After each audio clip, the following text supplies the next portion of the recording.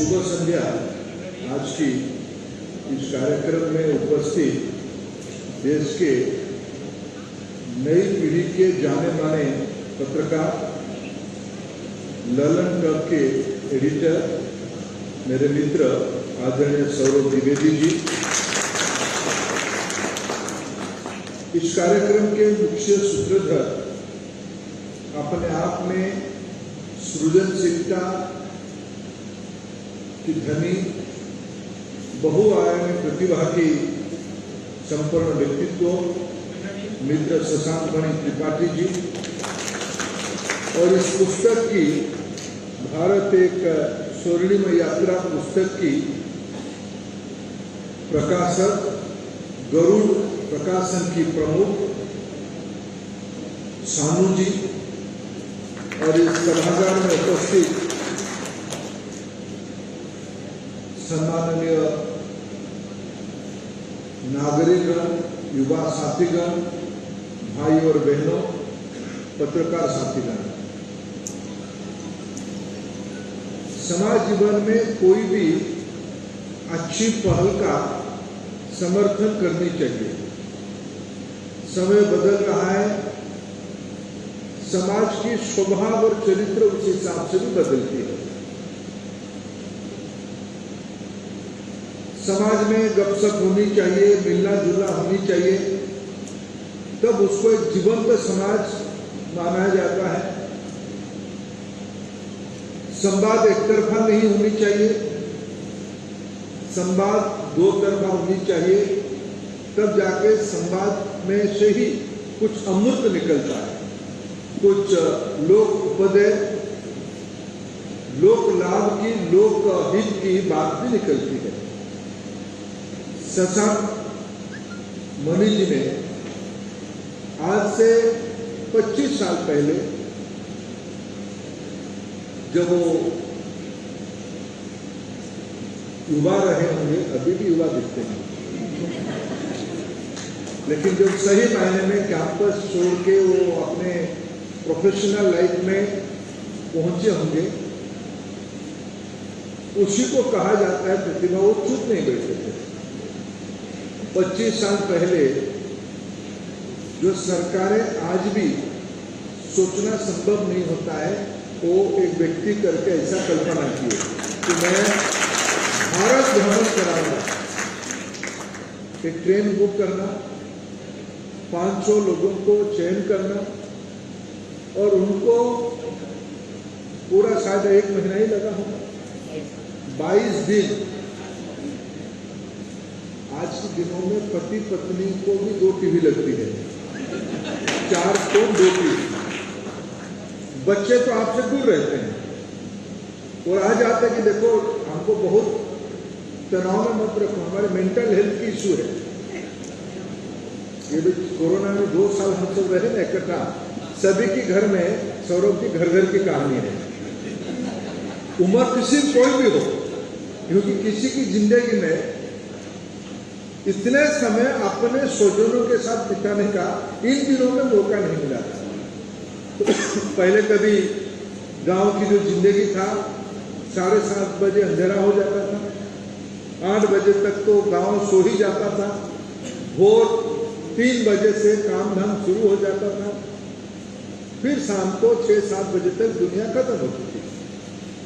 तब शायद लोग जबरन 12 घंटा एक आंगन में रहते थे, लेकिन वो जैसे जैसे हम आधुनिक बने, बिजली आई, मास ट्रांसपोर्टेशन बढ़ी, शहरीकरण बढ़ा, पढ़ाई का आवश्यकता हुई, और बच्चों को पढ़ाने के लिए बहाना करके बहुएं तो माता जी को छोड़ के शहर आ गए, तो घर अलग प्रकार की बनना शुरू हुआ। प्रकृति माता ने इस बार कहा चलो अभी इस बार पूरा ट्रेनिंग लो। 2 साल सबको लॉकडाउन में इकट्ठा रखा। तो उस समय में जब हमारी अनुभव हुई कि हम अपने परिवार को लंबे समय इकट्ठा रहना क्या क्या चुनौती है, उतने में शशांक जी ने 25 साल से इतने लोगों को इकट्ठा ट्रेन में घुमा रहे हैं, देश घुमा रहे हैं, ये अपने आप में एक उपलब्धि है। मैं आपको बहुत बहुत शुभेच्छा देता हूँ। मित्रों, मैं पढ़ने में समाजशास्त्र का विद्यार्थी हूँ। माननीय प्रधानमंत्री जी की मेरे को दायित्व दिया एक इंफ्रास्ट्रक्चर डिपार्टमेंट की, मटेरियल डिपार्टमेंट की, पेट्रोलियम डिपार्टमेंट की। इन दिनों में सौरभ जी थोड़ा पेट्रोलियम में नमी आई है, तो ठीक भी हो जाएगा। उस विभाग में काम करते करते मैं जो अनुभव कर रहा हूं, मैं आज की इस किताब विमोचन में उसको कहना चाहता हूं। भ्रमण से क्या होता है? दिखने से ज्ञान बढ़ता है, पढ़ने से भी बढ़ता है, लेकिन उसको दिखने से अनुभव भी बढ़ता है। मैं समाजशास्त्र का विद्यार्थी हूं जैसे कहा, लेकिन मैं पेट्रोलियम सेक्टर को 8 साल काम करने के बाद मैं इकोनॉमिक्स इंटरमीडिएट में सब्जेक्ट लिया था, समझ में नहीं आया तो छोड़ दिया था। लेकिन मैं आज कह सकता हूँ इकोनॉमिक्स की फंडामेंटल्स की थोड़ा जानकारी मेरे को हो गया है। विश्व की अर्थनीति कैसे चलते हैं, विश्व की देनदारी कैसे होती है, देशों की बजट कैसे बनते हैं और सरकार खर्चा कैसे करती है, कहाँ से पैसा आता है, कहाँ से ज़्यादा आ सकता है, कैसे उसको बचत किया जा सकता है, कैसे डायरेक्ट बेनिफिट ट्रांसफर करने से लाखों करोड़ रुपया की बचत हो सकती है, टेक्नोलॉजी को लगाने में अर्थनैतिक सुविधा कैसे हो सकती है, उसका मैंने अनुभव लिया। पढ़ के नहीं, देखने के कारण, नजदीक से समझने के कारण। मैं हाइड्रोकार्बन को यानी कच्चे तेल को दरिया के नीचे और भूमि के नीचे हजारों मीटर नीचे कैसे उसको ढूंढना, कैसे उसको उत्तोलन करना, कैसे उसको रिफाइनरी में प्रोसेसिंग करना, फिर उसको लॉजिस्टिक के माध्यम से ट्रांसपोर्ट करके डिपो तक ले जाना, डिपो से गैस स्टेशन पेट्रोल पंप तक ले जाना, फिर उसमें से कंज्यूमर तक देना। इसमें से 4-5 ज्ञान मेरा हो गया। जियो फिजिक्स की भी थोड़ा बहुत ज्ञान हो गया, मटेरियल साइंस की भी थोड़ा बहुत ज्ञान हो गया, इंजीनियरिंग की भी थोड़ा बहुत ज्ञान हो गई, सिविल इंजीनियरिंग की थोड़ा ज़्यादा हुआ, मैकेनिकल इंजीनियरिंग का भी थोड़ा बहुत हो गया, और मैं मार्केट मैनेजमेंट की भी थोड़ा बहुत समझ लिया। यानी मैं 4-5 डिग्री की जितनी पढ़ाई होती है उतना पढ़ाई मैंने पिछले 8 साल में कर लिया। ये तब संभव हुआ, मैं प्रत्यक्ष जाके उसमें खड़ा होकर नजदीक से दिखने का मेरे को सौभाग्य मिला। जिन बच्चों को आपने पिछले 25 साल में भारत दिखाया, भारत की आत्मा को दिखाया, भारत की भाषाओं को दिखाया, भारत की प्रांत को दिखाया, भारत की खान पान को दिखाया, भारत की पौधे को दिखाया, पेड़ को दिखाया, जलपथ को दिखाया, मौसम को दिखाया, ये अपने आप में एक अत्यंत प्रशंसनीय काम है। हमारी नौजवानों में कोई कमी नहीं है, कोई कमी नहीं है मित्रों। आवश्यकता है उनको मौका देना, आवश्यकता है मौका देने की। जिनके पास जिम्मेदारी है उनको कम से कम बाधा न दे। कभी कभी मैं सरकार में काम करने के उपरांत मेरे को लगता है कि प्रधानमंत्री जी शुरू में हम लोगों को कहे कि मिनिमम गवर्नमेंट मैक्सिमम गवर्नेंस, पहले तो समझ में नहीं आया वो क्या होता है। बाद में जब उसको गहराई से उनसे समझे, उसको अनुभव किए, यानी मैं मेरे तरीके से आपको कहता हूँ, सौरभ जी उसको अन्यथा नहीं करना। मेरे समझे कि सरकार कम से कम लोगों की जिंदगी में कष्ट न बढ़ाए, सरकार लोगों की जिंदगी से दूर रहे, तो लोग अपने आप में कर लेंगे। जो शशांक जी ने कर ही लिया ना, टूरिज्म का भी काम किया, ओपन यूनिवर्सिटी का भी काम किया, कॉन्फिडेंस बिल्डिंग का, पर्सनैलिटी डेवलपमेंट का काम किया, कई सारे चीजों को इकट्ठा ही कर रहे। मित्रों, इसी को भी तो ओपन लर्निंग कहा जाता है। आपने तो यूनिवर्सिटी चलता फूलता एक मोबाइल यूनिवर्सिटी बना लिया, और आप आगे जाके आपके गांव में, देवरिया की आपकी गांव तो एक संकेत ही मात्र है। भारत की हर एक गांव में, भारत की हर एक गांव में 5 प्रकार की विद्या है जो IITs में पढ़ाया जाता है। लोहार है, यानी मेट्रोलॉजी पढ़ाया जाता है, कुम्हार है, यानी वो भी एक मटेरियल साइंस है। खेती होती है, food production and agriculture and agri production, agri processing दोनों गांव में होता है। जो गन्ना की हमारी पिसाई होती है, गुड़ निकलता है, वो सारे तो फूड प्रोसेसिंग ही है। ये सारा विषय को गांव-गांव में आज आवश्यकता है आधुनिक तरीके से उसको कैसे स्थापित करना। मित्रों, एक देश तब बढ़ पाएगा, एक देश तब बढ़ पाएगा जब उस देश की नागरिक आर्थिक संपन्नता से स्वावलंबी होकर आगे बढ़ेंगे। कैसे होगा?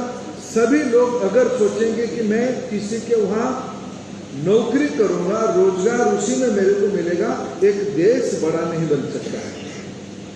कुछ लोग नौकरी करेंगे, कुछ लोग अपने बुद्धि को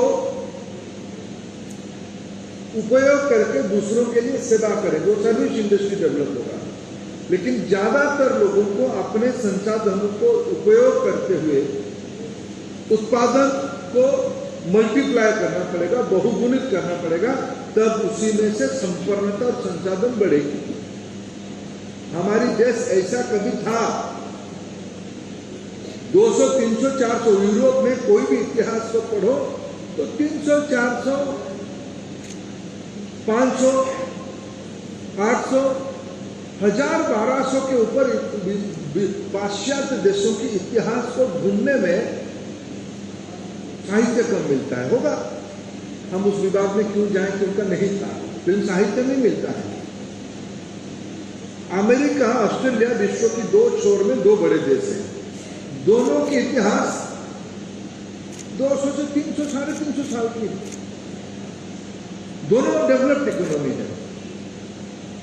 अभी यहां चर्चा हो रहा था कि पानी जल मार्ग बनानी है उद्यमिता केंद्र में, तमको ही राज में। इस बार थोड़ा यूपी घूम लिया, थोड़ा बहुत मेरे को देवरिया वगैरह के ज्ञान भी हो गया है, पूर्वांचल की ज्ञान भी थोड़ा मेरा हो गया है। तमको ही राज हुआ गोरखपुर, कुशीनगर, हाजिरनगर की तरफ, उसमें नेपाल सीमा में, नेपाल बिहार की सीमा में, उधर ऊपर से हमारे वाल्मीकि नगर की तरफ की सीमा, वो बड़ा अच्छा जंगल है, उसका नाम क्या है?